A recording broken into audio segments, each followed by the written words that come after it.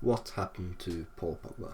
It is a question I'm sure you've seen or even thought of yourself, because Pogba is looking at a hefty ban from football because of a failed doping test, and with him looking at the consequences of that if he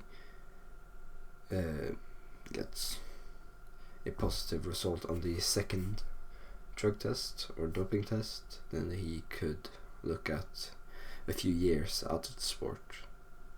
And with that, I wanted to take a look through his career, how he got to this moment, what went wrong from him or for him, because he was one of the most talented players of his generation. His downfall was sad, to be honest. He started his professional career at Manchester United, coming through the academy after playing a bit in France at the youth ranks. But then he made his free transfer to Juventus, and it was at Juventus where he shined and where he really popped off and got on everyone's radar. And you may remember some of his crazy FIFA cards from back in the day. You may remember the Team of the Year card from, I think it was 2016. That was nutty. But after emerging into the spotlight at Juventus, he eventually made the move back to Manchester United, which was for, at the time, a world record fee of £89 million. Later it would be broken, of course, by Neymar. And with that, a lot of expectations came for him to perform instantly, because when you throw this kind of money around, or maybe not these days, but back then, you really wanted the player to hit ground running. And the United used the hashtag #PogBack in their promotional material for the club or for the transfer, which I find weird, because they had him in his academy or in their academy, but then they let him go on a free only to buy him back a few years later. It's kind of embarrassing, I would think. But his return to United started well. He got 24 goals and 23 assists in his first 3 seasons back at Old Trafford, with his form fading a bit over time. One of his big problems throughout his career was injuries. He missed a total of 89 games due to injury during his time at United, with the 1920 season being particularly bad, with him missing 40 games due to injury.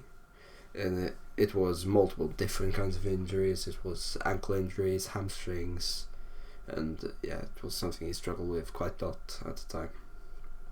The other major issue when it came to his performances at the time when he was at Man United was where he was being played, with him being quite vocal when it came to his dismay with where he was being played, and he didn't really feel like the managers really had a grasp on where to play him to get the best out of him.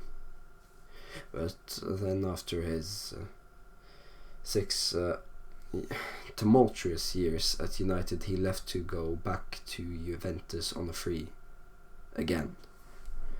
And it was, as I said, tumultuous. He had his moments where he looked world class and like the player they wanted from him to be, but other times he looked dull, not interested, and obviously he was injured quite a lot.